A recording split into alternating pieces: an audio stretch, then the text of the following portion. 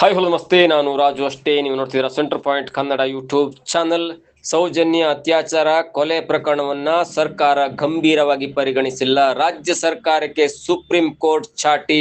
ಪ್ರಮುಖ ಸಾಕ್ಷಿಗಳಿಗೆ ತಕ್ಷಣವೇ ರಕ್ಷಣೆ ನೀಡಬೇಕು ಎಂದು ಆದೇಶ. ಏನಿದು ಅಪ್ಡೇಟ್, ಇವೆಲ್ಲವನ್ನ ನೋಡೋಣ. ಅದಕ್ಕಿಂತ ಮೊದಲು ಇಲ್ಲಿ ತನಕ ನಮ್ಮ ಚಾನೆಲ್ ನ ಸಬ್ಸ್ಕ್ರೈಬ್ ಮಾಡಿಲ್ಲ ಅಂದ್ರೆ ಈಗಲೇ ಸಬ್ಸ್ಕ್ರೈಬ್ ಮಾಡಿ, ಜೊತೆಗೆ ಕಾಮೆಂಟ್ಗಳ ಮುಖಾಂತರ ತಮ್ಮ ಅಭಿಪ್ರಾಯವನ್ನು ತಿಳಿಸಬಹುದು. ಎಸ್ ವೀಕ್ಷಕರೇ, ಧರ್ಮಸ್ಥಳದ 17 ವರ್ಷದ ವಿದ್ಯಾರ್ಥಿನಿ ಸೌಜನ್ಯ ಅವರ ಅತ್ಯಾಚಾರ ಮತ್ತು ಕೊಲೆ ಪ್ರಕರಣವನ್ನ ಮರು ತನಿಖೆ ಕೋರಿ ಸಲ್ಲಿಸಿದಂತ ಅರ್ಜಿ ವಿಚಾರಣೆ ನಡೆಸಿದಂತ ಸುಪ್ರೀಂ ಕೋರ್ಟ್ ಪ್ರಕರಣದ ಸಾಕ್ಷಿಗಳಿಗೆ ರಕ್ಷಣೆ ನೀಡುವಂತೆ ರಾಜ್ಯ ಸರ್ಕಾರಕ್ಕೆ ನಿರ್ದೇಶನವನ್ನ ನೀಡಿದೆ.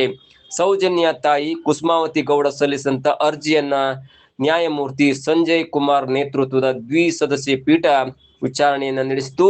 ಕುಸುಮಾವತಿ ಗೌಡ ಪರ ವಾದ ಮಂಡಿಸಿದಂತ ವಕೀಲರು ಪ್ರಕರಣದಲ್ಲಿನ ಹಲವು ಸಾಕ್ಷಿಗಳು ಅನುಮಾನಾಸ್ಪದವಾಗಿ ಮೃತಪಟ್ಟಿದ್ದಾರೆ ಎಂದು ಆರೋಪಿಸಿದರು.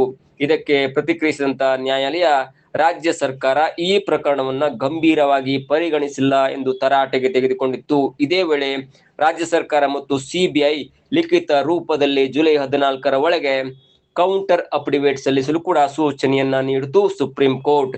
ಪ್ರಕರಣದ ವಿಚಾರಣೆಯಲ್ಲಿ ರಾಜ್ಯ ಸರ್ಕಾರ ಮತ್ತು ಸಿಬಿಐ ಪರ ಅಭಿಯೋಜಕರು ಕೋರ್ಟ್ ಹಾಲ್ ನಲ್ಲಿ ಇರಲಿಲ್ಲ. ಹೀಗಾಗಿ ಮಧ್ಯಾಹ್ನ ಮತ್ತೆ ಪ್ರಕರಣ ವಿಚಾರಣೆ ನಡೆದಾಗಲೂ ಕೂಡ ರಾಜ್ಯ ಸರ್ಕಾರ ಮತ್ತು ಸಿಬಿಐ ತಮ್ಮ ನಿಲುವುಗಳನ್ನ ಸ್ಪಷ್ಟಪಡಿಸಿಲ್ಲ. ಈ ಹಿನ್ನೆಲೆಯಲ್ಲಿ ಮೇಲ್ಮನವಿ ಅರ್ಜಿಯ ವಿಚಾರಣೆಯಲ್ಲಿ ನ್ಯಾಯಾಲಯವು ಪ್ರಮುಖ ನಿರ್ದೇಶನವನ್ನ ನೀಡಿತು.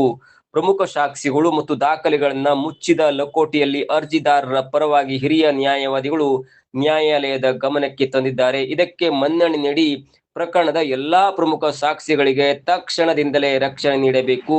ರಾಜ್ಯ ಸರ್ಕಾರ ಮತ್ತು ಸಿಬಿಐ 2 ವಾರದಲ್ಲಿ ಲಿಖಿತ ರೂಪದಲ್ಲಿ ತಮ್ಮ ನಿಲುವನ್ನ ಸ್ಪಷ್ಟಪಡಿಸಬೇಕು ಮತ್ತು ಸಲ್ಲಿಸಬೇಕು. ಮರು ತನಿಖೆ ಯಾವ ಸಂಸ್ಥೆ ನಡೆಸಬಹುದು ಎನ್ನುವುದನ್ನ ಸ್ಪಷ್ಟಪಡಿಸಬೇಕು ಎಂದು ಪೀಠ ಸೂಚಿಸಿತು.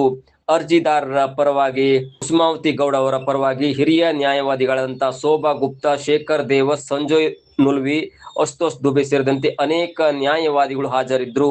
ಸಂತೋಷ್ ರಾವ್ ಅವರ ಪರವಾಗಿ ಹಿರಿಯ ನ್ಯಾಯವಾದಿ ಗುರುರಾಜ್ ವಾದವನ್ನ ಮಂಡಿಸಿದ್ರು. ಇದಾಗಿತ್ತು ಇವತ್ತಿನ ವಿಶೇಷ. ನೋಡ್ತಾ ಇರಿ centre point Kannada YouTube channel.